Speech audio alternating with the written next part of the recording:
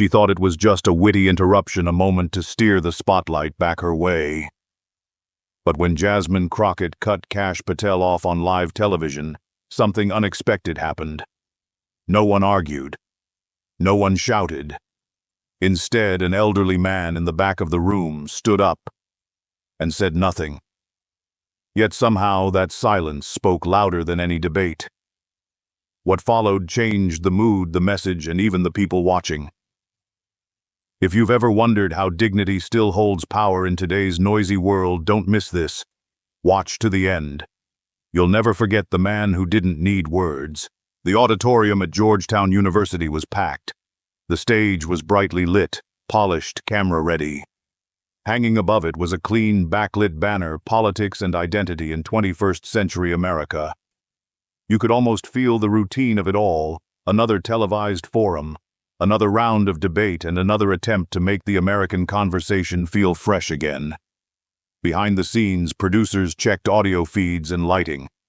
Up front, 3 white chairs faced the audience. The center one was for the moderator. The other 2 reserved for the night's political contrasts. Michael Hayes, a seasoned network anchor known for his steady tone and Midwestern calm, stepped onto the stage. Polite applause followed. He greeted the audience with ease, flashing that familiar half-smile of practiced neutrality. "Good evening, America," he began, voice smooth. "Tonight's dialogue will explore the balance of representation, responsibility, and the future of public trust in politics." Then came the introductions. Joining us first is Congresswoman Jasmine Crockett Sharp, principled and unapologetically outspoken, a voice for progressive change. Applause swelled. A few cheers broke out. Jasmine entered in a tailored burgundy pantsuit, radiating confidence, a deliberate half-nod to the crowd as she took her seat. And on the other side, Hayes continued. "We welcome former federal prosecutor and policy strategist Kash Patel, respected, reserved, and unwavering in his convictions." Applause came again, polite this time. Patel walked out in a crisp, black suit, expression composed, no showmanship, just a firm handshake with Hayes before sitting down. From home, viewers leaned back, familiar with the setup. They'd seen this format before. 2 ideological opposites. A calm moderator. Everyone expected a spirited debate, sharp sound bites, and maybe a few tense moments.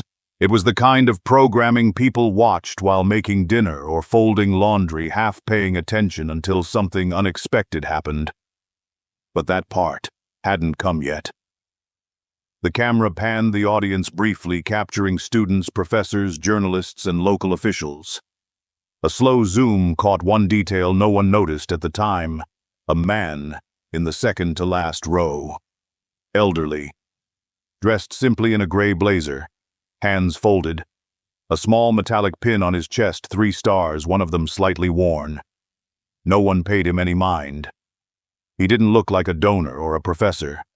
No nameplate, no entourage. Just a man sitting quietly, eyes fixed on the stage. Back on stage, Hayes recentered the moment. "Let's begin tonight's conversation with a simple question. What does it mean to be chosen to lead in today's America?" Jasmine leaned forward with a smile ready. Patel remained still, attentive. The audience settled in, expecting clarity, contrast, maybe even conflict. But what no one in that room realized, not Hayes, not Crockett, not even Patel, was that this wouldn't be just another night of ideas exchanged under bright lights. Somewhere beyond the lens flare, somewhere past the applause signs and rehearsed lines, something far more lasting had already taken its seat. It wasn't loud. It didn't need a mic. And it was watching, waiting for the moment no one saw coming. The moment Michael Hayes finished his opening question, Jasmine Crockett took command like she had been waiting for this spotlight her entire life. She didn't ease into her message, she launched. Her voice was crisp, her posture leaned slightly forward, and every syllable was timed like punctuation. She smiled as she spoke, not nervously, but with assurance, like someone who already knew the room was hers. "Here's the truth," she said, without glancing at Patel. "In modern politics, we still see the same story retold. Some people earn their place through work, while others are selected to fulfill someone else's version of inclusion." The audience caught the tone immediately. Applause surged from the left side of the hall, followed by light clapping from other areas. A few in the front row nodded sharply, impressed with the forcefulness. Michael Hayes looked toward Patel reflexively, but said nothing.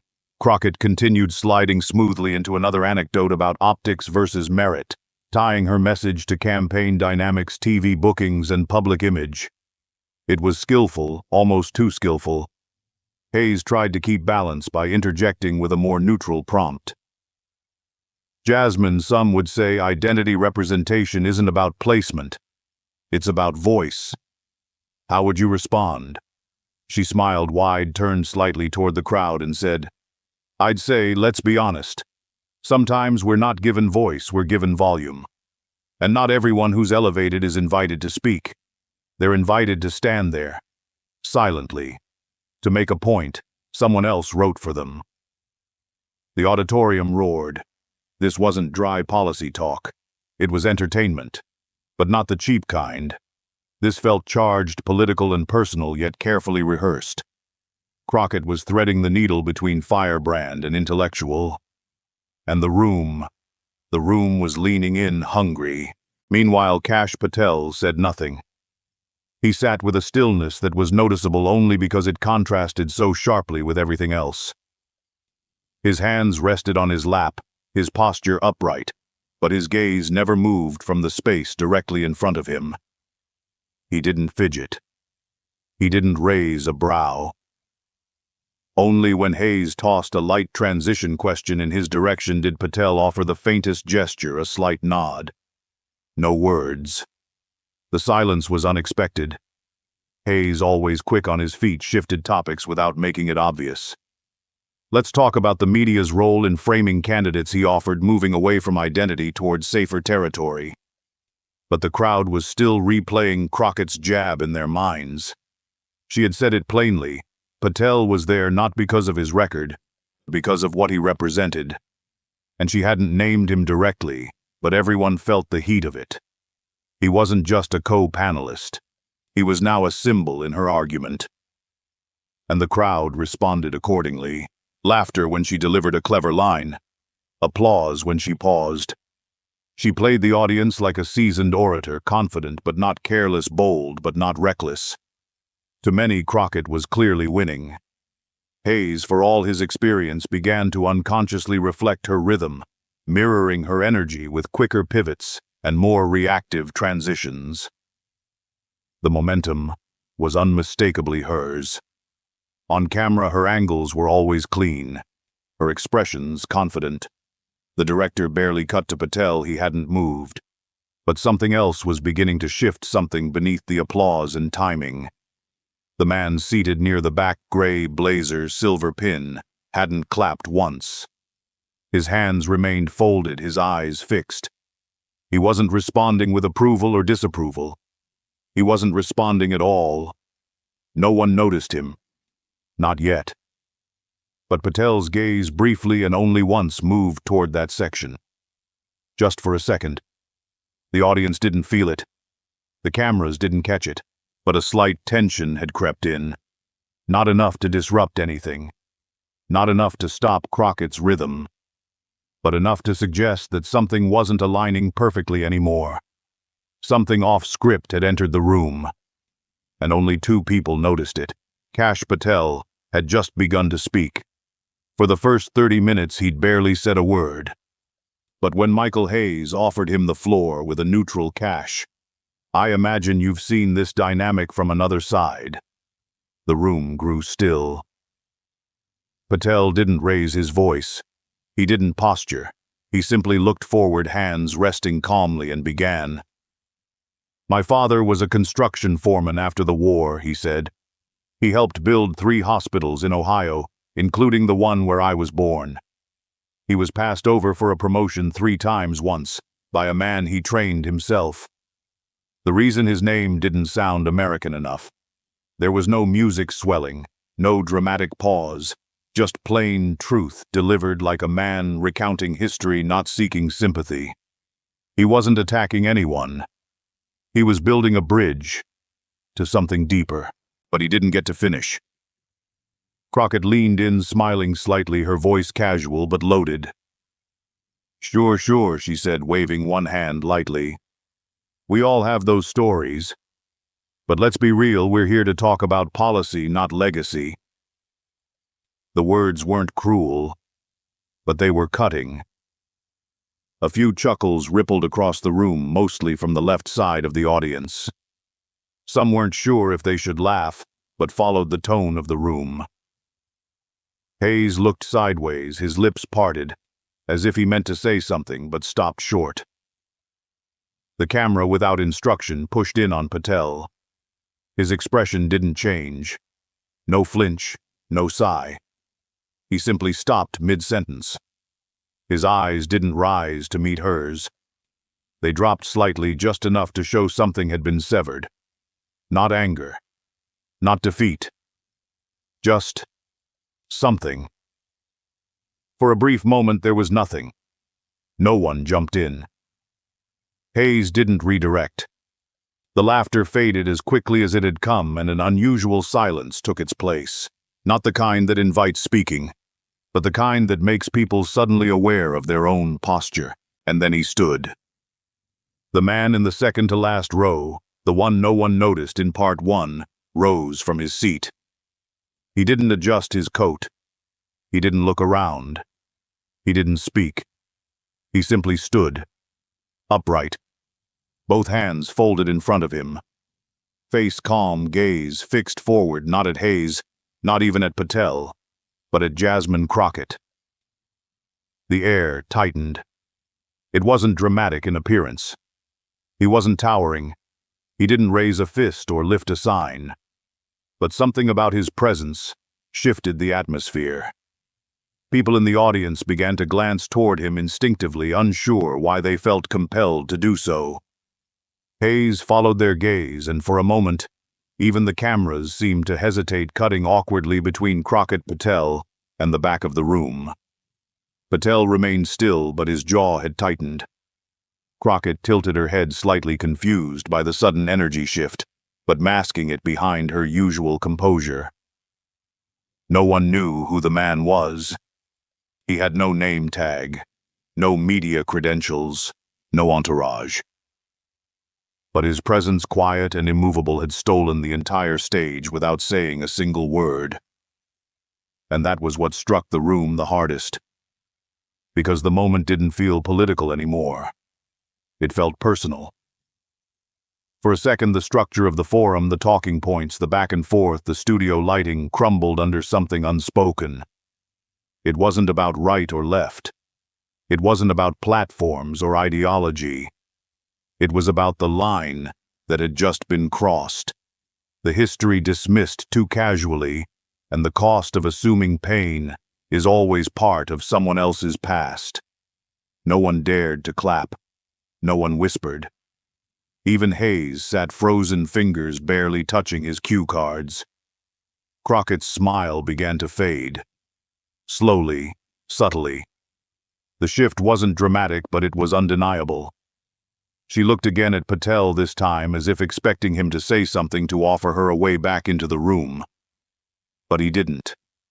Instead, he looked at the man, just once, briefly, and then lowered his eyes. That single exchange said more than any retort could. It wasn't performance. It wasn't political theater. It was the quiet recognition that something sacred had just been stepped over, and it could not be undone by clarification or spin. The man still stood, unmoved. And somehow, that stillness spoke louder than any words Jasmine Crockett or anyone else could offer. Michael Hayes was a professional. He'd hosted dozens of political town halls, managed hot mics, derailed tirades, and redirected senators mid-meltdown. But for the first time in years, he hesitated. His lips parted slightly, his eyes scanned the cue card in front of him, but his voice, usually crisp, didn't come.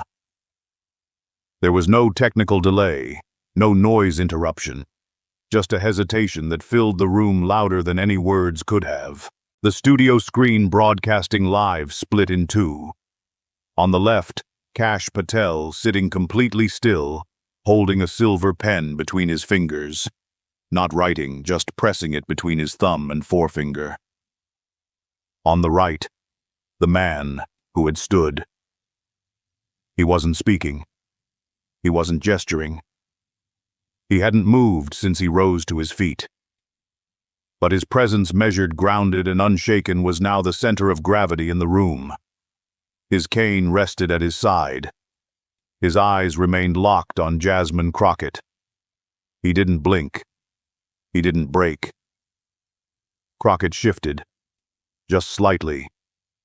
The rhythm she'd controlled so effortlessly earlier now stuttered. Her shoulders tensed. She glanced sideways at Hayes, looking for a sign that the show would move on, that someone else would take control. But no one did. So she spoke. It was just a transition, she said, her voice lighter, nearly apologetic. I didn't mean anything. No response.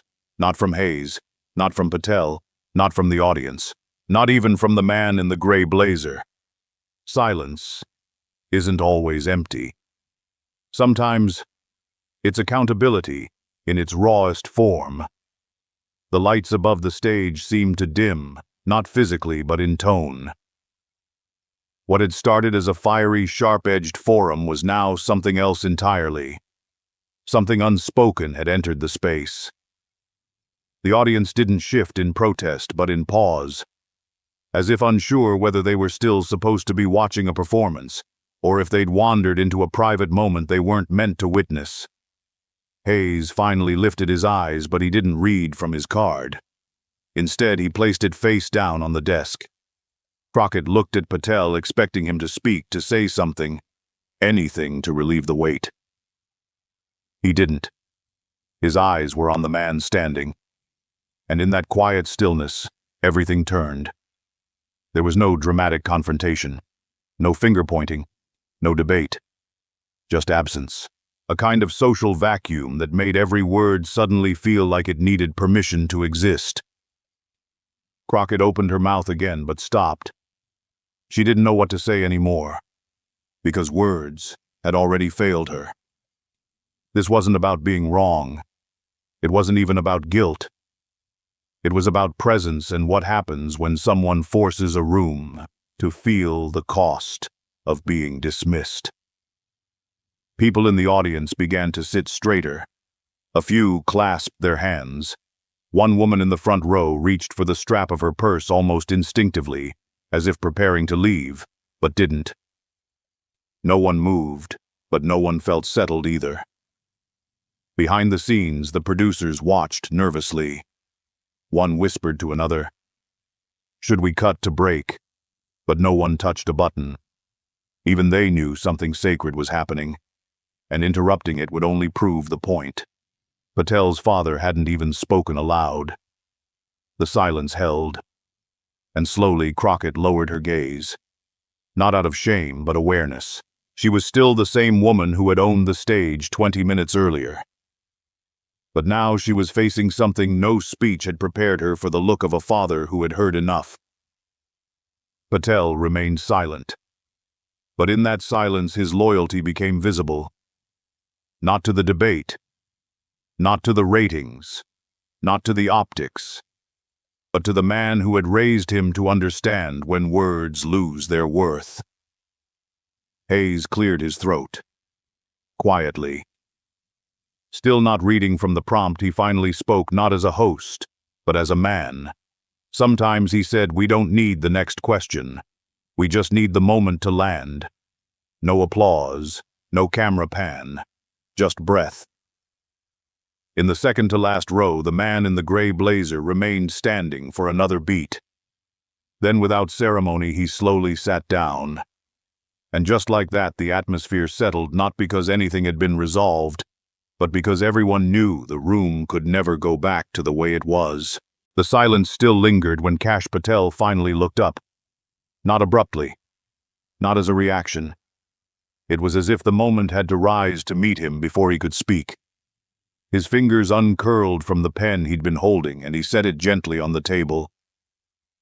No sigh, no theatrics, just stillness, then clarity. "That man is my father," he said. The words landed like a stone in a still pond. Simple, unforced. And suddenly the room that had drifted off script found its anchor. He once helped build a federal courthouse in Kentucky. Patel continued, voice steady. It was one of the proudest moments of his life. That same courthouse didn't let him through the front door without an ID check. For over a year. No gasp, no outrage. Just a heavy pause across the auditorium, like everyone had collectively stopped breathing. They asked him every time. Patel added, "Where are you from?" even after he handed them a work badge with his name on it. Jasmine Crockett didn't interrupt. She didn't move. She sat motionless, her earlier command over the room replaced by a growing sense of reverent silence. Her eyes flickered toward the man in the gray blazer, still seated now, still unmoved, still looking straight ahead. "They used to call him the immigrant with a hammer," Patel said. "Never foreman, never supervisor. Just the guy who fixed things when others couldn't or wouldn't." The camera didn't cut to Crockett. It didn't need to. The focus remained fixed on Patel, not because he was performing, but because he was finally speaking as someone not defending a policy, not debating a point, but simply telling a truth. "He never told me these stories," Patel said, softening slightly. "Not once. I overheard them through my mother. At dinner in passing. I'd ask him, 'Why didn't you say anything?' And he'd say..." Patel looked down for just a second, then returned to the audience, voice unwavering. "Because I didn't want you to carry bitterness. I wanted you to carry strength." That was the moment. The one that cracked something open, not out of sorrow, but out of recognition. A few in the crowd shifted. A woman in the fourth row wiped her eyes. One young man bowed his head, not out of emotion, but reverence. The kind of reverence that only arrives when you realize you've been in the presence of something quiet, but holy. "My father raised me to know the difference between being loud and being right," Patel said. "He taught me that silence isn't weakness. Sometimes it's the only way to protect what's sacred." The man in the gray blazer hadn't changed his expression. No nod, no tear. But he had leaned back ever so slightly, as if a weight he'd carried for decades had finally found its name. Patel didn't turn toward Jasmine. He didn't need to. "When someone tells me I'm only here because I fit a narrative," he said, "it's not an insult to me. I know who I am." But when it's said in front of him, he motioned gently. It's reopening a wound he never asked to explain. Michael Hayes sat silent, hands clasped, not as a moderator anymore, but as a listener. "Politics is full of noise," Patel continued. "It rewards the cleverest voice, the fastest rebuttal, the loudest outrage. But not everything deserves a comeback." A few in the audience nodded. Not politically, not in alignment, but in understanding. "My father never won awards. He never held office. But he stood for something. And sometimes that's enough." The camera slowly zoomed out, capturing both men, Patel at the table, his father in the third row. No music, no applause signs, just presence. "I came here tonight ready to debate," Patel said. "But I didn't expect to remember who taught me to speak carefully, and who reminded me when not to speak at all." No one moved. Crockett's posture had softened. Her arms no longer rested on the table in control. They were folded now, close to her chest. She wasn't defensive. She was absorbing. Not out of guilt, but because she too understood the language of fathers. She leaned slightly forward, not to speak, but to listen fully this time. Patel nodded once. It wasn't a flourish. It was closure. He then added one final line spoken without bitterness, without pride. Just truth. My father didn't raise me to win arguments. He raised me to carry what he couldn't say. And with that, he leaned back in his chair. The room stayed silent. But this time it wasn't awkward. It was sacred. Not because someone had won, but because someone had finally been heard. Jasmine Crockett lowered her gaze. Not in defeat, not in shame, but in something quieter reflection. For the first time all evening, her silence spoke louder than her voice ever had. 10 seconds passed, then 11. Not a single word. Her microphone picked up only her breathing, controlled, shallow, and undeniably human. Michael Hayes, still seated at center stage, glanced to his right and briefly opened his mouth, preparing to move the program forward. But something in the room stopped him. Not a sound, not a signal. Just an unspoken sense that the normal rhythm had expired and no one had the right to resume it. So he said nothing. Crockett finally looked up, her eyes no longer scanning the crowd for applause or approval. They were softer now, and oddly clear. She didn't search for a comeback or reach for control. Instead, she leaned an inch forward and spoke, just above a whisper. I think maybe I interrupted something sacred. There were no gasps. No dramatic reactions, only a stillness that followed those words like a shadow. The kind of stillness you don't fill with commentary. The kind you respect, because it belongs to something that just changed the air itself. Patel didn't respond. He didn't need to. His hands were resting once again on the table. Fingers relaxed, the pen untouched beside them. But this time he wasn't gazing down. He was looking straight ahead, not at Crockett, not at the camera, but toward a presence no longer standing, yet still central to the moment. His father had returned to his seat. No applause, no acknowledgement. He didn't bow his head, didn't lean back triumphantly. He simply sat, upright, silent, still. And yet somehow, everyone breathed differently. The moment wasn't over. It had simply settled. What had started as a structured panel had evolved into something that no one had planned and no script could contain. Crockett wasn't canceled. She wasn't condemned. But she wasn't leading anymore either. She had crossed a line, not politically but spiritually, and now stood face to face with the weight of it. And for once, she didn't talk her way out.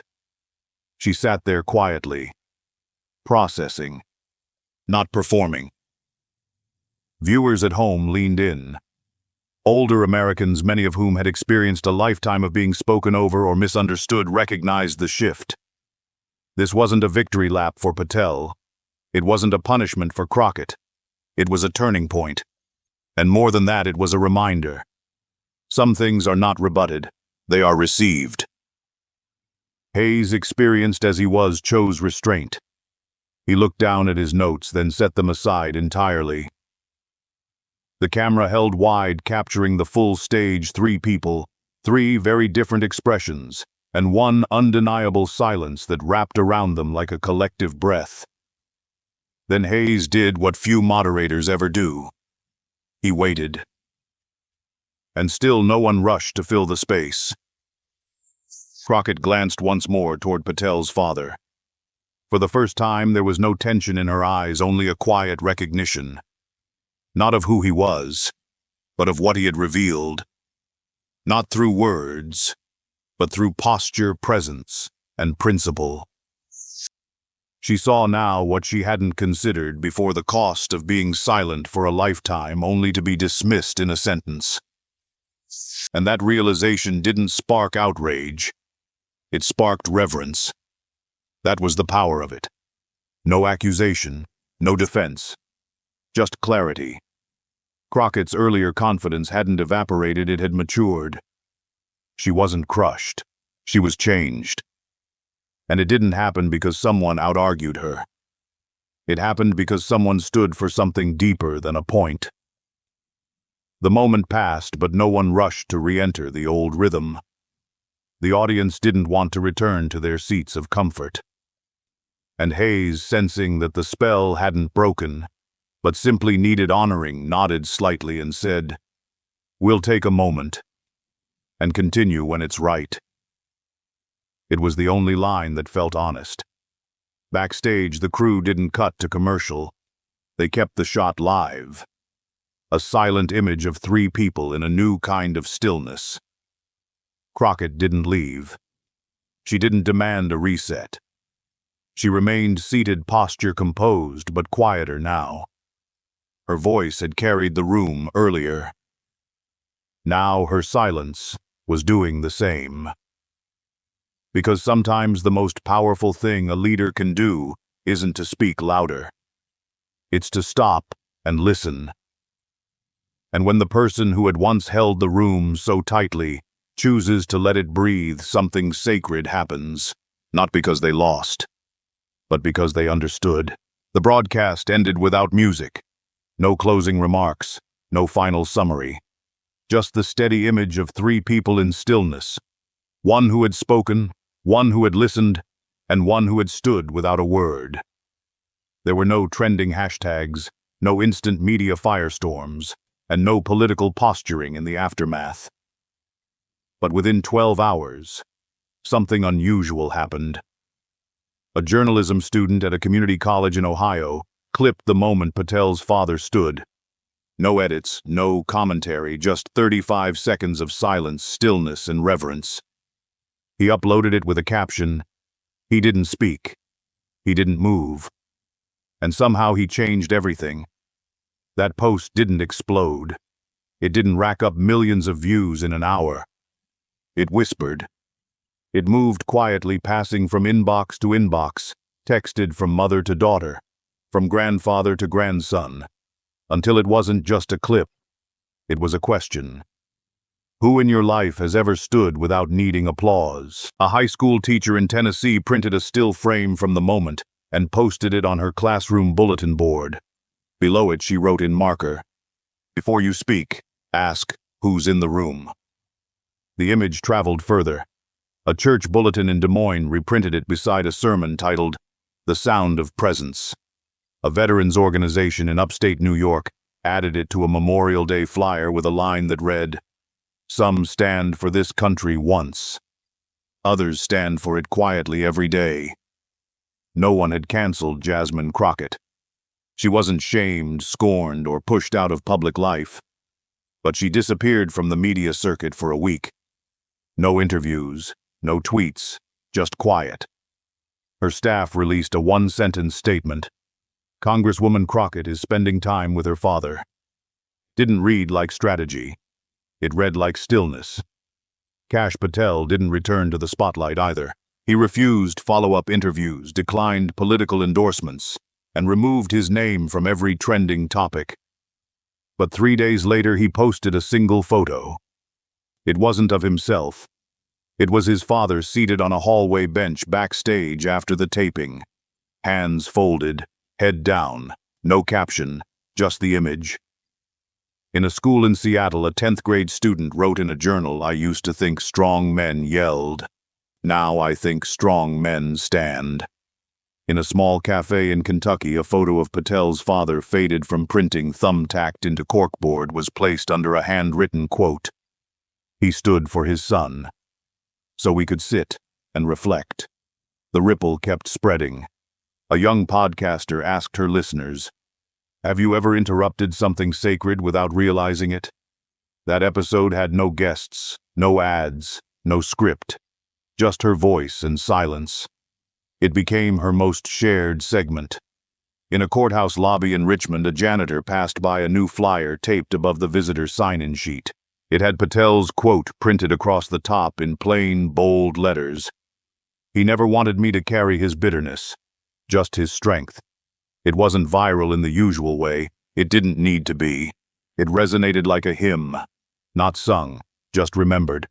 No one declared winners. There was no tally of who made the stronger point. What lingered wasn't policy, wasn't applause, it was presence.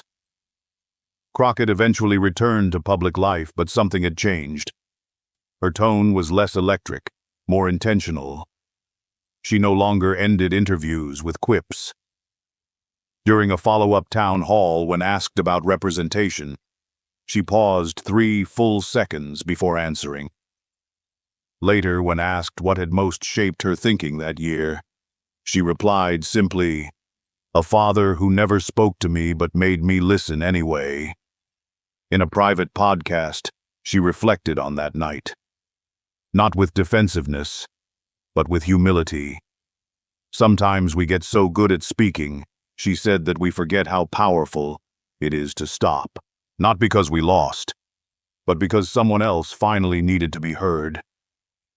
In a retirement home in Tulsa, a Vietnam veteran who rarely spoke in group sessions finally raised his hand during a weekly gathering. When asked what inspired him, he said, "A man stood," and the whole room remembered how to sit with respect. A librarian in Vermont created a display titled "The Power of Stillness," placing books about unsung leaders, quiet resistance, and fatherhood underneath a printed QR code. That code led to the clip, 35 seconds unedited, still online. At a conference in Chicago, a conservative and progressive speaker jointly opened their session by playing the clip without introduction. When it ended, no commentary followed, just nods. The moderator said, "Let's begin." No one laughed, but everyone leaned forward. Even newsrooms, usually hungry for conflict, approached this story differently. A lead editorial in a mid-sized Midwestern paper read, "He stood." She stopped, and a country took a breath. There was no scandal, no fallout, just reflection. Across America, older generations felt something they hadn't. In a while, dignity returning to public life, not because it was demanded, but because it was embodied. In homes, people replayed the clip. Not looking for the moment, Patel spoke, but for the moment his father sat back down. Because that was the moment the room exhaled. And in that exhale, something sacred settled. What began as a political conversation became something else entirely. It became a memory, not of a soundbite or a headline, but of a man who stood not to argue, not to win, but to remind us what should never be interrupted. Sometimes, the strongest voice is the one that doesn't speak. In a world where noise often drowns out wisdom, this story reminds us that dignity doesn't shout, it stands. When Kash Patel's father rose without a word, he didn't win a debate. He didn't silence his critics. He simply reminded a nation what real presence looks like. It wasn't anger. It wasn't pride. It was a quiet legacy carried by a son, honored in front of strangers, and felt by millions. For those of us who've lived through seasons of being overlooked or misunderstood, it's a powerful truth: you don't need a microphone to be heard. Sometimes your stillness is enough to stir a room. In daily life, before reacting, consider who's watching. Before dismissing someone's past, ask what they've carried silently.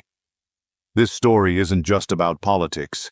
It's about parenting, humility, and the long echo of quiet strength. If this story moved you, share your thoughts in the comments. What's the most powerful moment of silence you've ever witnessed? Don't forget to like, subscribe, and follow us for more real moments that remind America who we really are.